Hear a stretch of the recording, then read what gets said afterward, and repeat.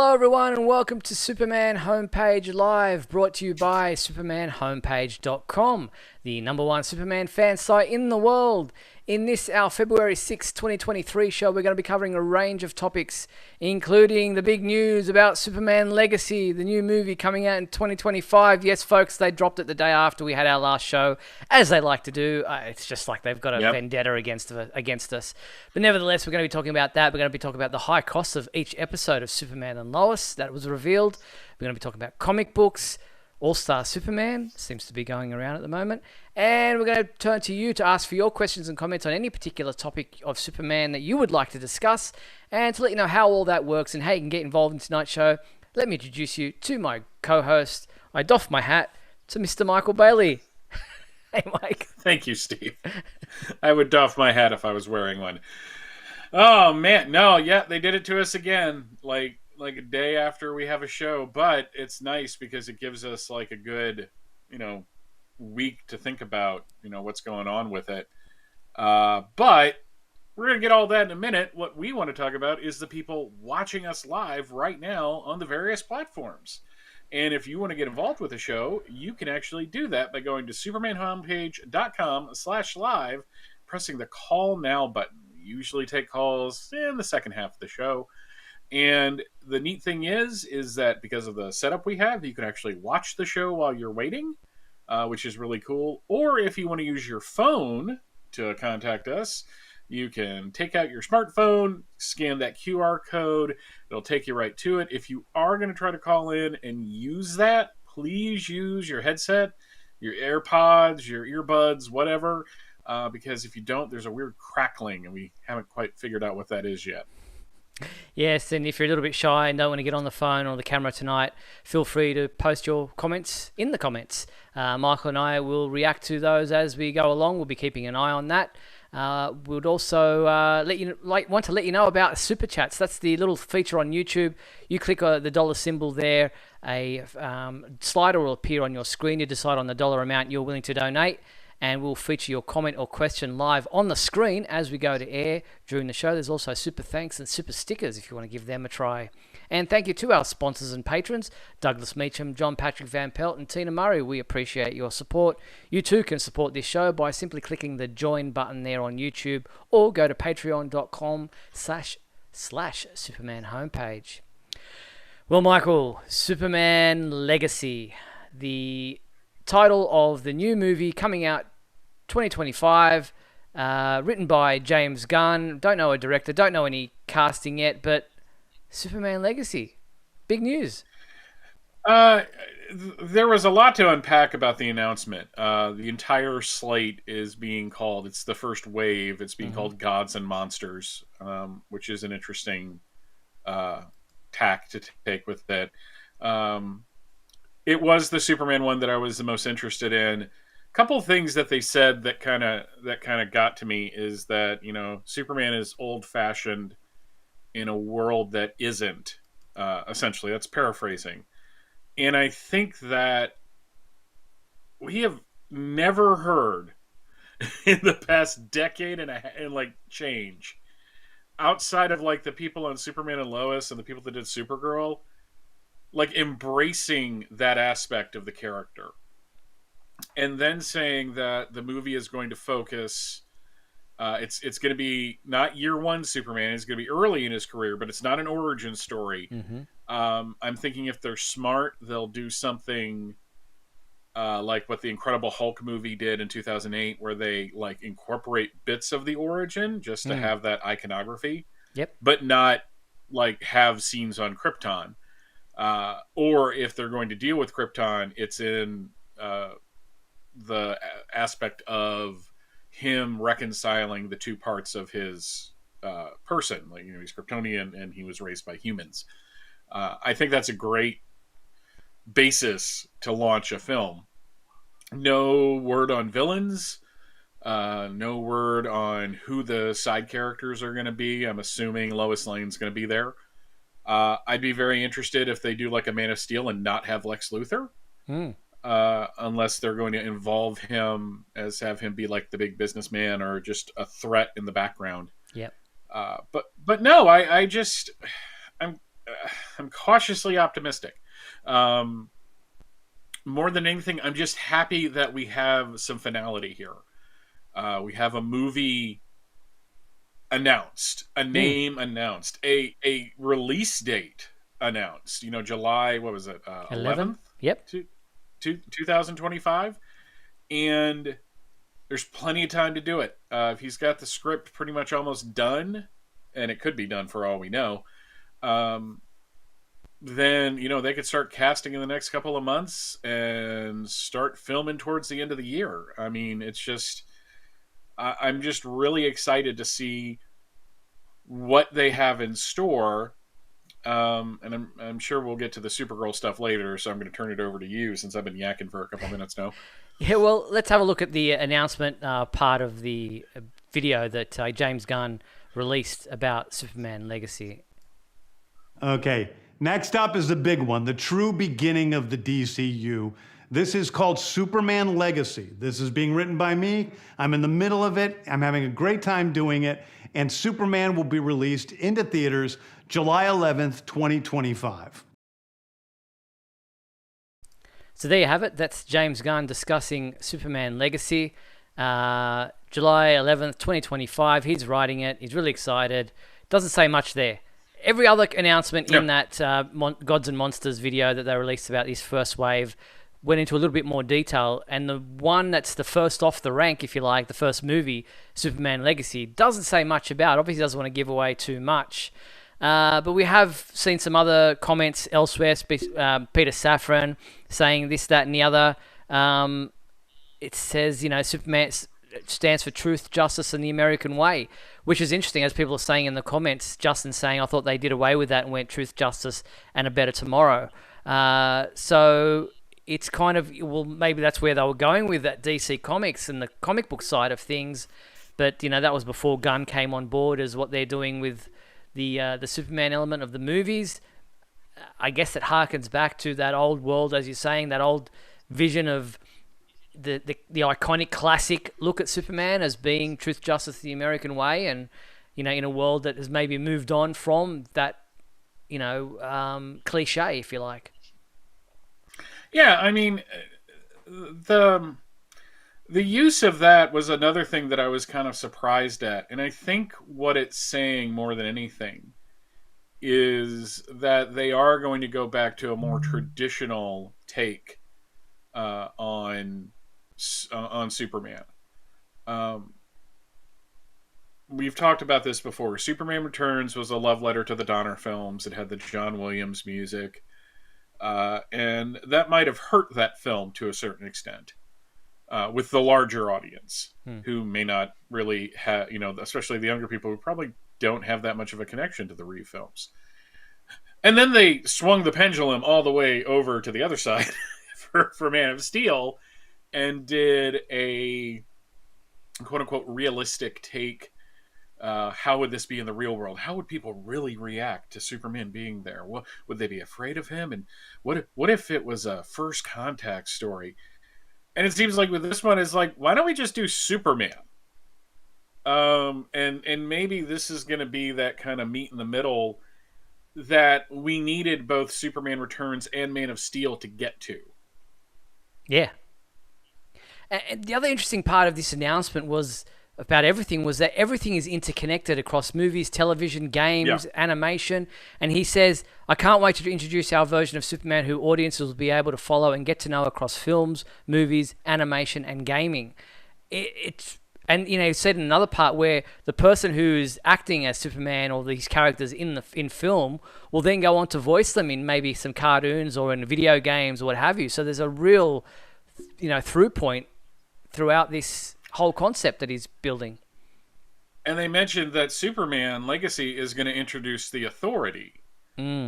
So I'm wondering, that they've been showing so many images from All-Star Superman. And again, I think that's just a tone thing. Yep. I don't think they're going to adapt All-Star Superman. I think that would be a terrible idea. Though I did see one of my buddies, Zach, who does Always Hold On to Smallville. Somebody said, it's like, you can't do All-Star Superman first. you can't kill him in the second film. And Zack said, yeah, you got to do it like they did last time and do it in the first film. And he's like, yeah, do it in the second film. I'm wondering if they're also going to bring in a little, if the Authority is going to be involved, are they going to bring in like a little bit of what's so funny about Truth, Justice, and the American Way? Mm-hmm. And as not an adaptation, but more in the sense of this is a good way to kind of show who this character is. Or it could be that the Authority just has kind of a cameo, maybe even in a mid-credit sequence, and it just leads you to their film, which is next on the slate. Or there could just be a character running around in the movie that's in the Authority, and you find out more about them in the end of it. I'm just more excited we're getting a Superman movie again. Yes, like it's been announced. Like this isn't, we're gonna get to it. This isn't, the whole, I'm just gonna call it shenanigans, with what happened around the time of Black Adam, where we were teased with stuff. It's almost like why I saw like 1,000 podcasts launch after it to talk about let's talk about it, and I'm like, I'm gonna wait on this. I mean, we're gonna be talking about it on the live show, but I'm not gonna be putting anything out because like 3 weeks later it could be completely outdated. So true. I mean, it is what it is. I just like what I'm hearing. It's like when we were hearing the rumblings in the early days of Tyler Hoechlin coming on Supergirl and then him getting his own series. Yeah. It's just like they're saying all of the right things. Some people are like, well, it's James Gunn, so he's going to have potty humor and it's going to be like gross out stuff. And I'm like, guys, fair is fair. Guardians of the Galaxy really wasn't full of that, and I don't think he's going to do that with Superman. Yeah, he I think writes there's to be the some characters. humor in it. Yeah, exactly. Yeah, so you can do that with the Suicide Squad because the stakes are much lower with the Suicide Squad. You can make them kind of goofy characters because, I'm sorry, when you have Polka Dot, was it Polka Dot Man? Yeah, I think it was Polka Dot Man. I almost wanted to say Condiment King, but it's not Condiment King. And Mongal. I mean, you're not exactly swinging for the fences in terms of serious dissertations on these characters. I have every faith that the movie is gonna probably have some humorous elements, which you kind of need. But to be fair, Superman the movie, all of the Superman films, of course, whether intentionally or unintentionally, in the case of Superman 4.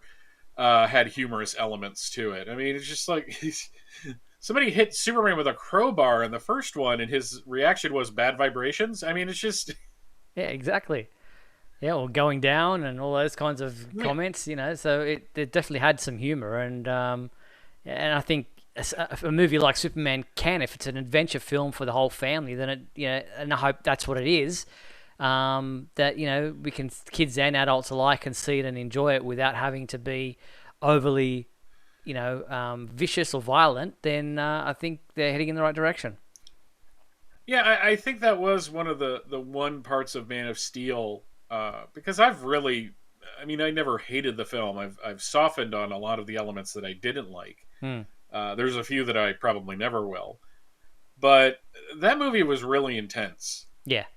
Like on a number of levels, it was really intense. Watching Superman spit up blood on the deck of Zod's ship, it's pretty hardcore. I mean, to be fair, Superman Returns the same way. Lex Luthor shivved him in the back with a chunk of kryptonite. So, I just kicked the crap out of him. Yeah, I honestly think that what they want to do with this slate, and it's going over all the stuff, and there was only one announcement that I was like kind of looking sideways at, and that was the Supergirl one. It just seems like they want this to be kind of fun. They're they're not skimping. They're doing horror. I mean, they're doing a Creature Commandos animated series, which I'm kind of excited about because that's just such a wacky idea I love so much. And it's digging deep into DC. It's we're not going to do a Zan and Jaina movie, but we're going to do a Creature Commandos animated series.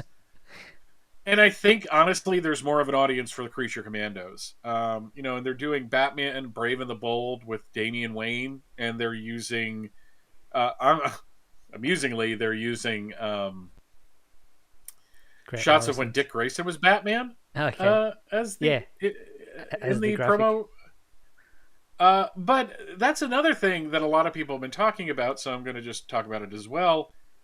The amount of comic book art that has been used to promote this thing is amazing. Yeah, it's great. Like they are really signifying to me in a way that I think Marvel did as well. That no, we're pulling, and as long as you can stay true to that, and just create kind of a fun experience for the audience, you're gonna have a success. I mean, people don't want to go see a sad Superman film. Yeah, so true. That's just it. And I think the fact that both All-Star Superman and Supergirl Woman of Tomorrow, the two graphics that they used to promote those two upcoming films, the fact that they sold out on Amazon, All-Star Superman, straight afterwards, within days, is testament to the great marketing synergy that they're doing. Warner Brothers Discovery with DC, their property that they own, the source material that they're using for these properties. I think the people at DC were like, yes, thank you. Finally we're seeing some, downward promotion towards our, properties, our actual products. So I think that's awesome that happened. And I wanted to ask you your thoughts. Like you touched on it slightly, just loosely there about, the graphics they've been using to promote these films. The fact that they used the All-Star Superman graphic to promote Superman Legacy, as you said, a lot of people have been discussing just how much are they doing an adaptation? What does that signify? Does that to you mean that the feel of Superman, the way that he was portrayed, I went back through our 12-issue reviews of All-Star Superman today for a thing that I'm posting on the website tonight, and Neil Bailey reviewed 10 of those 12 issues. The first two were done by a different reviewer, and it was so positive. His take on Grant Morrison's version of Superman was so positive. It was like, finally we're seeing a Superman that I can relate to and that I can be inspired by. Is that what you're thinking they're going with in using the All-Star Superman imagery? Yeah, I think that's really fair. I think it's also that, Grant had such a great handle on that particular version of Superman for that story. But it also said something about how Superman relates to the rest of the world. Especially that he finds out he's dying, so he has to do his 12 labors beforehand. And, again, I don't think they're going to do that in this, but with the way Clark Kent acted, with the way Superman related to his friends, all of that was just like kind of the ultimate version, which is actually what the All-Star line was kind of supposed to be, kind of like a DC's version of the Ultimate line over at Marvel. But, it's a hopeful and positive spin on the character where, like, if you look at more recent stuff, American Alien, for example, the first issue of that is kind of sweet, but that cover is like a creepy kid in a cornfield. And then the second issue is what happens if an episode of Criminal Minds took place in Smallville? And then it was, like big, huge fight with Lobo, which everyone is just like, oh, he's got to fight Lobo. I'm like, no, he doesn't. He doesn't have to. There's nothing saying that. There's no law about that. Yes, it's worked in the past. I loved it on the animated series. It was one of my favorite, one of the best two-parters. I I don't need to see that. I don't need to see them adapt Superman, the Man of Tomorrow, the animated thing. I don't need to see Clark in a sweater vest or cardigan type thing. Um, I think going with All Star, one, you have, when you use that image and when you say, and kind of reference it, you have something you can hand somebody who's never read a Superman comic Mm. and go, this is Superman. And I think that is one of the best things you can do to the general audience to get them excited. You don't blather on about like the different iterations and all the versions of Krypton, and you know he's Clark Kent's the real guy. No, Clark Kent's the disguise. Just give them a story that talks about Superman Mm. and talks about his relationship with his parents. I think one of the best issues in All Star Superman was when he went to Smallville Yep. and you found out the secret of the man in the mummified guy that was working on the farm. That is what I think they're going for Mm. in showing that. And it doesn't help that you can move some digital and trades. I haven't checked. I've been holding off getting the absolute version of that. It's usually rather cheap. Now I'm worried that's not going to be the case. No, they're probably doubled in price. James Gunn So- also did a Twitter poll asking fans if Superman should have the red trunks or not. Now, he did then go on to indicate that this had nothing to do with the film. He was just asking for the fun of it. But obviously it got fans interested, and I was interested to see that the poll actually went in the favor of the trunks by nearly 60%. That's a. If this was the United States Senate, that would beat the filibuster. The Trump. God, that is such a divisive, Yeah, it is. divisive thing. It's like somebody else ran a poll about non-John Williams music, and this is where nuance enters the chat, because I said no, it should be a new theme. And I'm the guy that was arguing that if they brought the Williams theme back for whatever they were going to do with Henry Cavill, that would have been a good thing. But I'm also the guy that argued back in 2013, no, it's a new Superman. He needs a new theme.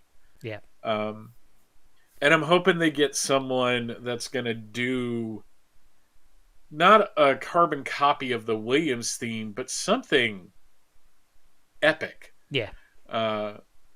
Though people have been joking that, we're going to see like Clark Kent learning to fly with a rock song you haven't heard in 30 years. And I'm just like, guys, he did. Oh, man. It's not like he's just going to copy everything he did at Guardians of the Galaxy and the Suicide Squad. It's going to be a different thing.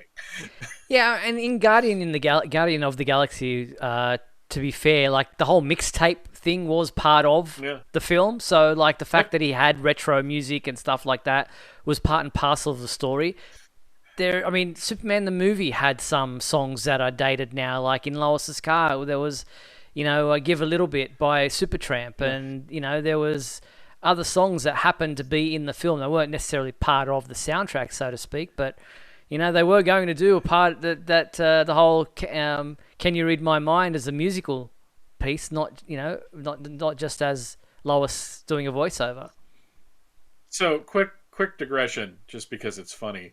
Over the holidays, my wife and I watched on Netflix. They had an animated Scrooge musical, Mm-hmm.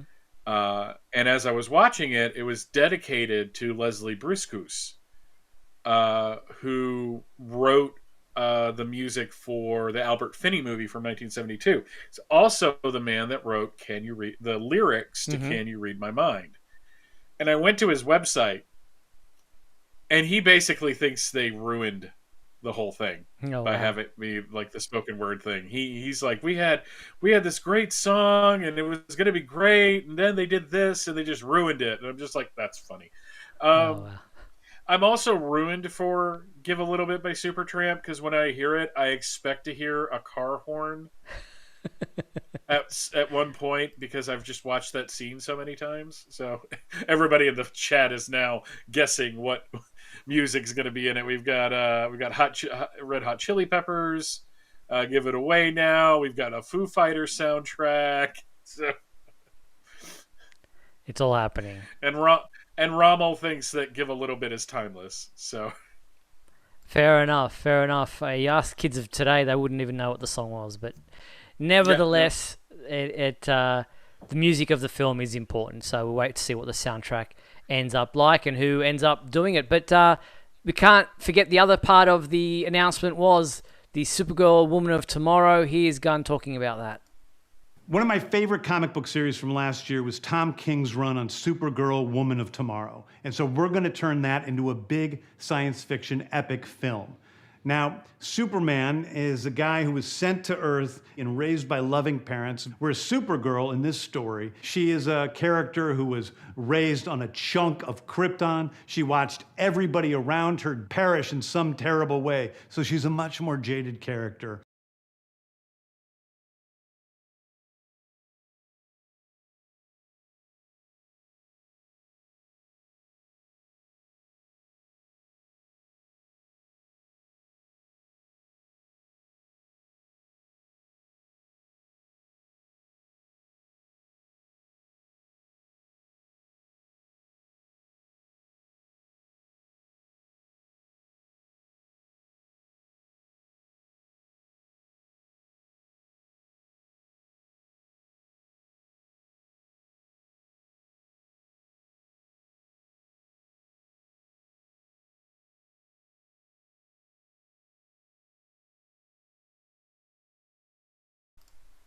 So I was just going back on that. Sorry, just the software we're using when we play a video, it doesn't unmute us automatically like it used to. So I'm just getting caught out. What I was saying was that Supergirl Woman of Tomorrow had some awesome artwork. It was different. It was a little bit unique in many ways for comic book stories. But what a lot of people didn't like about Supergirl Woman of Tomorrow, the comic book series, was the ending. Supergirl had some redeeming qualities, but then at the very end decided to kind of go away from that. And I think that's where... Muted? No, I think we're good now. I think it's just lagging the comments. Okay. So, yeah, just the way that the way the story ended was what I think a lot of people didn't like. You were saying? It's the one thing that I looked at and went, I probably wouldn't have gone in that direction. Not that, they hired me to do so. Part of it's probably to separate it from the television series, which had kind of a more hopeful, upbeat, politically pointed viewpoint. Mm-hmm. I guess it's the best way to say that. I feel bad for the girl that's playing Supergirl in Flash, because this might, unless they're going to just port her over as the Supergirl. But I think if we're going to talk purely dramatic, it makes her different from Superman. So if you have this Superman that's going to embody truth, justice, the American way, and is going to be like this symbol of hope, and it's going to be him looking at both parts of his upbringing, but he was raised on Earth, and that's kind of where he sees himself. Then you don't want to have a Supergirl that's kind of the same way. Sure, but on the other hand, I just was completely turned off by the entire feel of what Supergirl Woman of Tomorrow was. I haven't read it, so I'm speaking out of turn, I realize. But the people who I know that like Supergirl and whose opinion I trust on Supergirl didn't like it. And I'm like, yeah, it's a pretty good indication. And it's just, I guess something had to be kind of dreary. Yeah, everything couldn't be great. Mind the Gap describes it really well. It says, Supergirl Woman of Tomorrow was a space western with Kara and a young girl going on a revenge quest. That's pretty much the logline. Yeah, I mean, it's just, somebody was saying it's basically True Grit with Supergirl. Yep. So, I mean, it's just... I guess you can't have everything. It's the best way to say it. Like, And they it may weren't be gonna to give... some people's tastes. Some people might like that. And it was a great selling series, so there's obviously a following for it. And people could like a general audience might embrace that. I don't know. You will have to wait and see. We're going to find out, aren't we? Yep, exactly. Now here is fans' take on the greatest on the DC Gods and Monsters slate of films. We've got Shazam and the Flash, and Blue Beetle and Aquaman, and then the universe resets, and I believe the Flash is going to be doing that in many ways. And then you've got Superman, you've got the Authority, Lanterns, Waller, Creature Commandos, which you mentioned. And then you've got Paradise Lost, Batman the Brave and the Bold, Booster Gold, Supergirl, Woman of Tomorrow, and Swamp Thing. And then on the Elseworlds, and that's what they're doing. Superman and Lois will still go on. It'll be an Elseworlds part. It won't be part of the same universe. They'll still be telling their own stories in their own universe, and that will happen with the second Batman film, the second Joker film, Teen Titans Go continuing on. So, yeah, really interesting how they're going about this. And, a really diverse slate of films and projects happening there. Yeah, I mean, I'm really happy for Dan Jurgens that they're doing a Booster Gold thing. Yeah. And they've got the kid who plays Miguel on Cobra Kai. Yep. He's the lead in Blue Beetle. I think I'm kind of excited for that one because I just like that character. I also appreciated, to a large extent, the fact that James Gunn spoke highly. Now, he kind of has to because, the company he works for is putting them out. But he was pretty high on Shazam, the Shazam sequel, the Aquaman sequel, and the Flash movie. And I like that they are using the Flash movie as their flashpoint. The catalyst. For lack of a better term. It'll be a nice way to kind of close the books on the old DCEU, which just was mishandled like all over the place. I won't say from the start because I think Man of Steel was a good first effort. But man, everything they put out after that was just like reshoots and changing stuff and, taking things out of the director's hands and trying to save it with another director, and that doesn't work. It's just like, and Aquaman pops up, makes $1 billion. I mean, it's just, I think they want some consistency more than anything. Yeah. All right, well, we're over the halfway point of tonight's show. We're going to take a quick break. Then we're going to come back on the flip side to talk about Legion of Superheroes, the animated movie set to be released tomorrow. Although some people have already seen advanced versions of advanced releases of it. I think digitally it was released before the Blu-ray, which is tomorrow. We're going to talk about Superman and Lois and the comic books. So we'll be back, as well as doing our regular segments. We'll be back after these messages. Do not go anywhere. We'll be back in a moment with the exciting climax of today's episode. So stand by.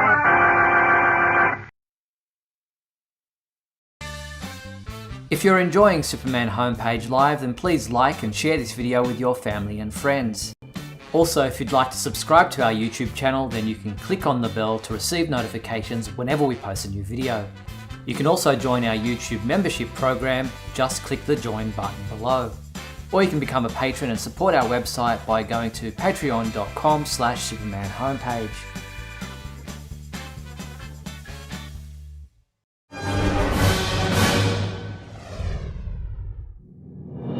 Look, up in the sky. It's a bird. It's a plane. No, it's SupermanHomepage.com, the #1 Superman fan site in the world. SupermanHomepage.com, covering the world of Superman from the 1930s to today. News, reviews, rumors, and reports. SupermanHomepage.com for all your Superman comics, TV shows, movies, cartoons, radio shows, and more. Everything you ever wanted to know about the Man of Steel and more. SupermanHomepage.com.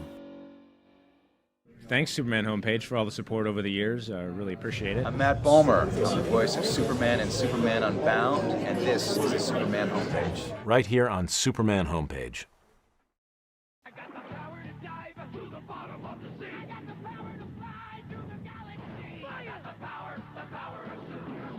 When evil's on the rise, quick change Superman takes to the sky. I got the power of Superman. Wow! To stop Superman, evil Lex Luthor will go to any length, but he's no match for deep dive Superman's awesome strength. I got the power of Superman. You've got the power. Superman figures, each sold separately. And we're back on Superman Homepage Live, where if you want to be part of the show, you can scan the QR code, which is up on the screen now, to go into the green room, and you'll be able to watch the show, and we'll get you on as we are able to. We've still got heaps to discuss, and one of the things we need to discuss is Legion of Superheroes, the animated film, which is, as I said, being released on Blu-ray DVD tomorrow, February 7th. We had a couple of new images that were released to us this week, and they are about to be put up on the screen now. Just going to turn some images off. There we have Supergirl in flight. We also have Brainiac 5. We've got Brainiac 5 putting up his shield, and Supergirl and Brainiac together there. And there was a couple of clips as well released. Are you looking forward to this, Mike? A lot of people not really fans of this animated style, which has been used for a number of films, animated films now. I'm not looking forward to it. It's not like I'm all excited for it, but I'm also like, oh, I never want to watch that. As with everything, it'll come down to when the mood strikes me. Sure. To watch it, and I've found that I enjoy things much more when I have that attitude. Mm-hmm. Like I mean, there's certain things I'm always going to watch. I'm going to watch, especially since I'm probably still going to be reviewing it. I'm obviously going to be watching Superman and Lois the day after it comes out. Yeah. New Superman film opening weekend. No questions asked. But stuff like this, it's just like, I can wait on that. Yeah, no, fair enough. Here are a couple of clips, or bits of clips that were released for this animated movie. Here's one calling Solving the Vault.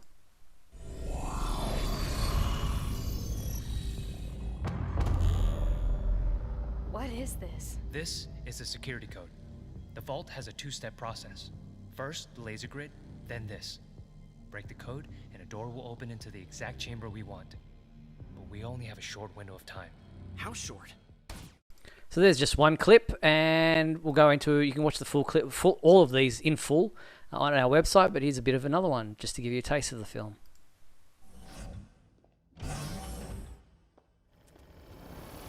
That was epic! Did they kick you out? She wouldn't be here if they did. Everyone, give her room. Kara, this is the rest of the Legion Academy. Seriously? That fight was nuts! I'm Bouncing Boy, Planet Earth. Ta-da! That was Bouncing Boy introducing himself. And here's the third clip that you can watch on our website. Here's, again, just a bit of that to give you a touch, a taste of it. Here is Flying Together.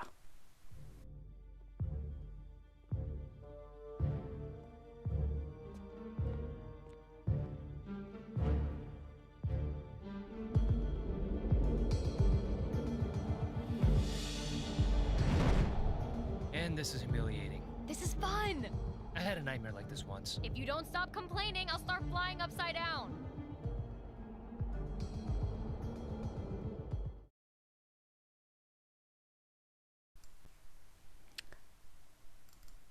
There you have it. That was just, again, another of those clips.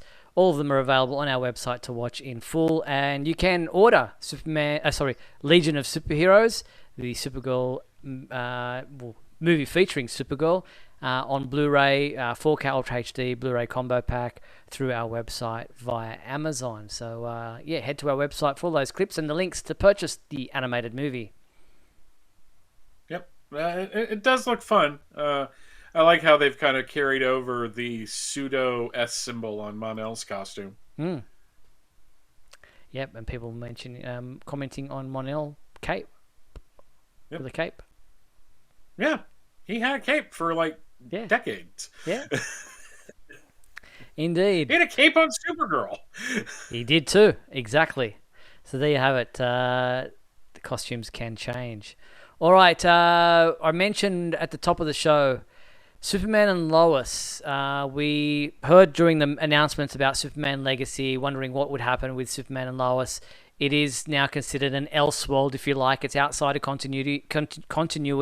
We spoke last week about James Gunn and Peter Safran saying that it's a very loved show and will continue for another 1 or 2 seasons. Now, the Variety.com reported that the budget or the cost of each episode of Superman and Lois is around $5 million per episode. Does that surprise you? No, not at all. I remember back in 1990 that the Flash series cost like $1 million an episode, but that was 30 plus years ago. Yeah. The special effects on this show are good. Yeah, they're great. There are times where they're a little woolly, but they really try to make it look cinematic, which I think is one of the reasons why it looks so good, because it doesn't look like anything else. Yeah. The people using that as oh my God, it's so expensive. The CW wants everything to be cheap, so that means that it's going to get canceled.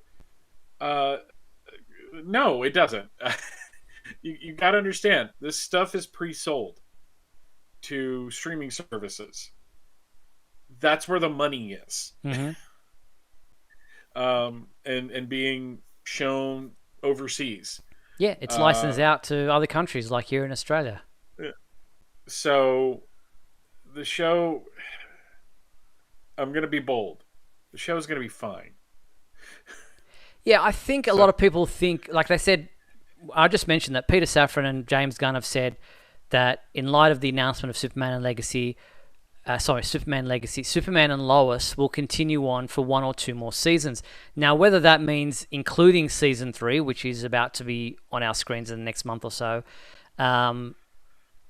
and another season beyond that, so say 3 and 4, or if it means a couple more seasons after 3, say 3, 4, 5, we don't know. People in the comments are already saying it'll probably go on until Superman Legacy hits our screens, so replacing one Superman with another, which would make sense if that's the way they want to go, so there aren't multiple Superman happening at the same time. Although we've seen multiple Batman, we've seen multiple the Flash, it's not out of the realms of possibility of having multiple versions of the same character in different mediums. People understand that happens. It happens in the same movie. So there is no reason for Superman and Lois to not continue while Superman Legacy is out in theaters. The budget could be an issue because we know Nexstar is who's buying out the CW, is looking to make the network profitable. So the high cost of each episode of Superman and Lois could be a red flag that that either they say you've got to bring that budget down and we can only give you 4, 3, 2 million, whatever the case may be, and the show still continues, or it could be on the chopping block down the track and they say, no, we can't continue to spend that kind of money on Superman and Lois. Or another avenue, if the CW doesn't want to continue, Warner Brothers decides to bring it over to HBO Max. It limits it to a certain extent, but yeah, I mean, there's ways the show can survive. Exactly. It's not live or die as the only possibilities. And if the ratings are really good this season, then there's no reason not to bring it back. And let's be honest, nothing lasts forever. So, as Kenneth just said in the comments, he always thought of Superman and Lois as a 3 to 5 season show. It's got its lifespan, and 3 to 5 seasons would be great. We were talking about this week. Fans are terrible. They and I'm not even joking on that. They love something, and then when it lasts too long, suddenly they're complaining about it lasting too long. You can't, you're not going to make everybody happy. So if it's a 3 to 5, now, I say this because this is the first Superman show where I actually know somebody on the writing staff, so I don't want him to be out of a job. So there's kind of a personal feeling there. But on the other hand, I think if you have something that's really good for a finite period of time, and the show leaves on its own terms, then it's going to be thought of more positively as a unit, as a piece of Superman history. And I do agree with Justin in the comments saying, where is the Superman and Lois merchandise? They could be marketing this better with some action figures, with, some posters, what have you, anything out there that, promotes the show beyond just the show itself. There should be some merchandise out there for the series. We did have a comic book tie-in that was that, that there was a particular issue that tied into the television side of the DC universe, but I think they could be doing more. We haven't seen any statues of Tyler Hoechlin as Superman, that kind of thing. That you see so many of them. Action figure. We got that high quality action figure of him and the Bizarro coming out. Yes, that's true. I forget which company's doing, but that's not a good example though, because that thing's really expensive. It's not mass market, so to speak. Yeah. So yeah, we're hopeful that Superman and Lois, which won't last forever, gets to end on its own terms in whatever capacity that is it's able to do so. All right, we're going to change tact and go on to our regular segments. Here is our fan favourite segment of our show.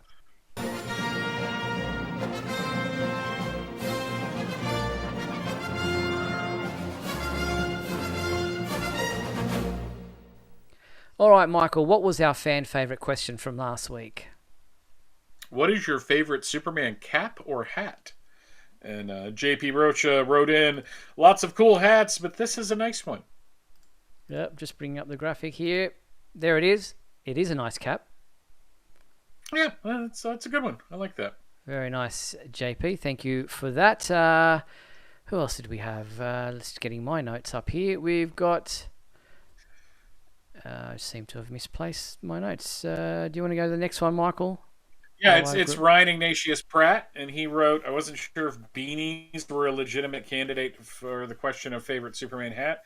So I've included a photo of both my Superman cap and favorite Superman beanie. Also, in regards to last week's question, which I unfortunately missed, I would say that my favorite version of Metallo was the one that was depicted in the 1996 two-part tale Superboy, Robin, World's Finest 3, primarily due to the humor that writer Chuck Dixon injected into the characters. Very good. Thank you. Yes, I guess the beanies kind of do fit in with that. Yeah, why not? Why not? Let's go with that. I'll do the last one. It's from Roy. Okay. And Roy says, by far my favourite Superman hat is the straw cowboy hat. Surprisingly, I found it at a beach tourist shop in Myrtle Beach.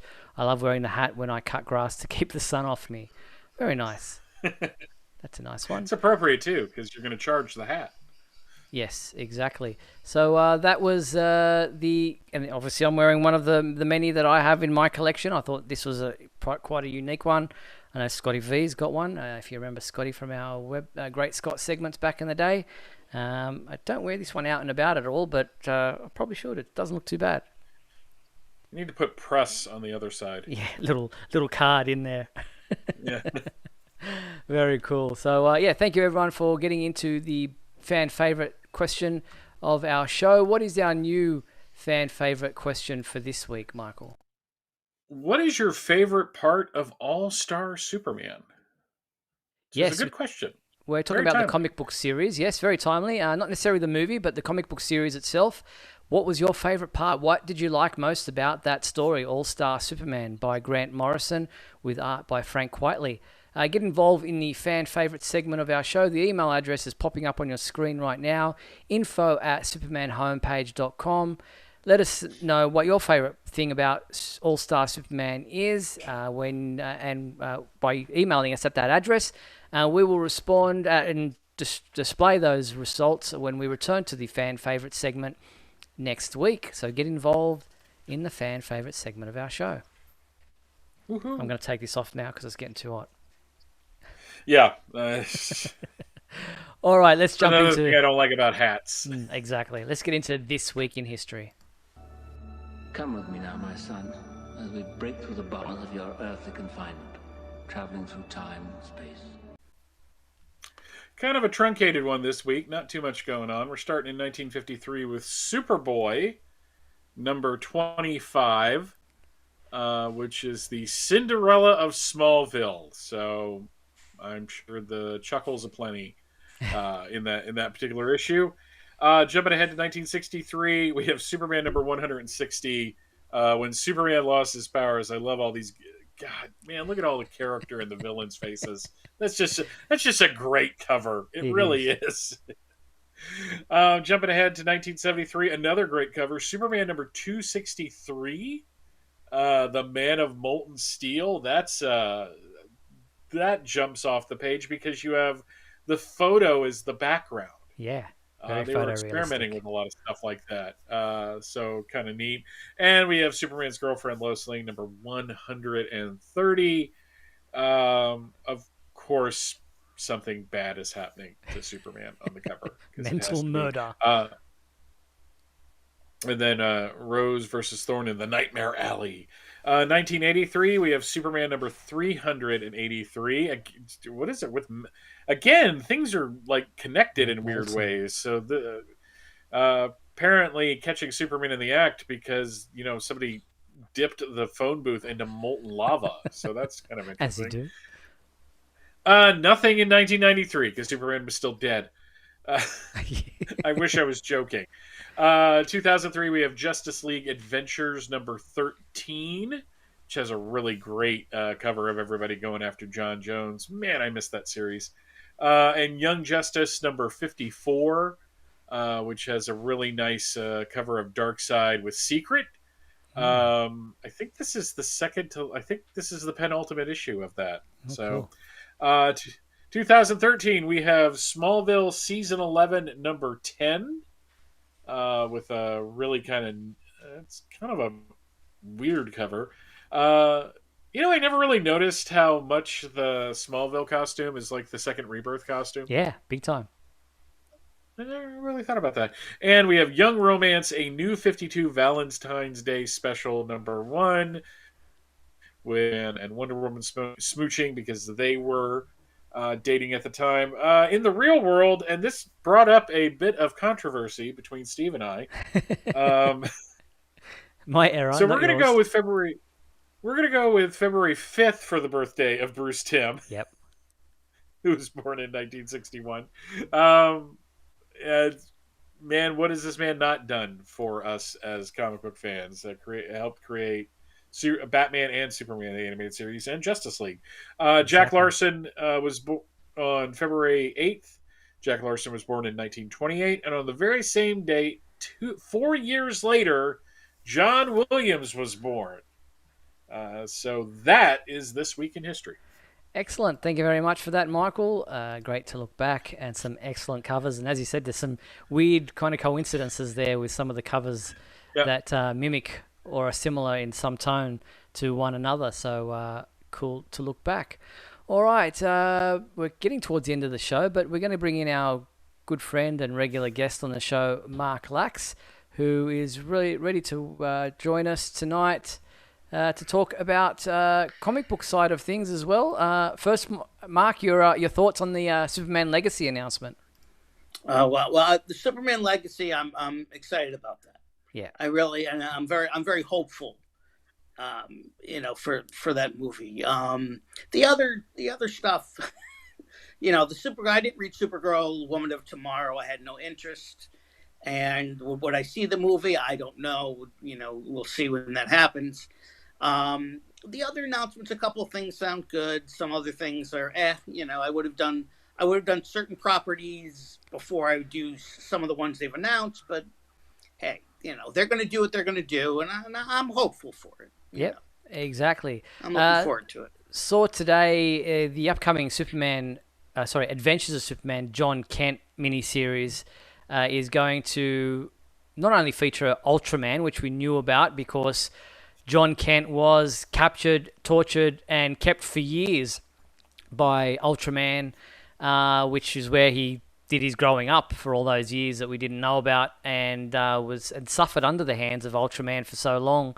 He's going to be coming up against Ultraman again in the upcoming miniseries, but he's also going to be delving into the world of Injustice, where he will face the dictator Superman, a version of his father. Thoughts on what they're going to be doing to Jon Kent in this upcoming 12-issue miniseries? I'm just real quick. I'm hopeful for this series. I am. I mean, doing Injustice, it makes sense if he's going around the multiverse, trying to find Ultraman and stop him from killing all the Supermen. Yeah. So it makes sense that plus Tom Taylor's writing it, so it makes sense that Injustice comes in. I'm hopeful because I think I know this is only 6 issues, but I think John's adventures will continue. So, Mike. I think Tom Taylor has earned metric yards of slack. Son of Kal-El was such a great series. He obviously loves the character. And on a commercial side, the Injustice books do well. Yeah. I mean, tying the two together is just smart business at this point. And, it's just, I'm looking forward to it. I'm hoping that what this does is kind of give John another lease, and then maybe after this they're going to do something else. But I'm looking forward to the story. I just love the concept of just hopping through all the different realities and seeing the different Superman, even though most of them are going to be, dead. So, yeah. No, so sounds looking forward fun. to it. It sounds fun. Yeah, it's Adventures of Superman Jon Kent #1 by Tom Taylor, Clayton Henry, and Jordi Belair will be available in print and as a digital comic book on March 7th. So a month to go before the launch of that new miniseries. And I think it's 12 issues. I don't know if it's 6 or 12, but... I think they said 6. Okay. Yeah, originally, I think they 6 may issue. have said 12, but now I know it's 6. It definitely says upcoming 6-issue miniseries. Yeah. I wish it was longer, but he'll get another book because John's a great character. Exactly. Well, thanks, Mark. That's all we have time for tonight, but appreciate you calling in as always. Take care, buddy. Great. Yep. You guys take care. See ya. Talk to you soon. All right, bye. That was Mark. So thank you very much, Mark, for being part of the show tonight. Just quickly, Lisa, there isn't really any new comic books for Superman fans this week, except for this graphic novel, if you like, of the House of L series, Book 3, The Treacherous Hope of the House of L series. This is a hardcover, is out this week. And on the trade paperback side of things, there's the DC Universe by Dwayne McDuffie, Book 3, the hardcover, out this week as well. So if you're interested, those are what you can check out on the comic book side of things. But that pretty much brings us to the end of tonight's episode. Don't forget the Super Trivia Quiz has been updated for the beginning of a new month, so get to supermanhomepage.com/trivia to see if you can answer the 3 new questions we've posted on the website. But Michael and I will be back next week on Monday, February 13th at 7:30 p.m. Pacific time for another edition of Superman Homepage Live. We hope you'll join us then. Thanks to everyone who tuned in and spent this last hour with us. Thanks to our sponsors and patrons, Douglas Meacham, John Patrick Van Pelt, and Tina Murray. And thank you to you, my co-host, Michael Bailey. Thank you, Mike. Pleasure as always, Steve. Don't forget, as I said, visit supermanhomepage.com for all your daily news updates on everything surrounding the Man of Steel. I'm Steve Eunice on behalf of myself and Michael Bailey. Thanks for watching Superman Homepage Live, brought to you by supermanhomepage.com. Good night.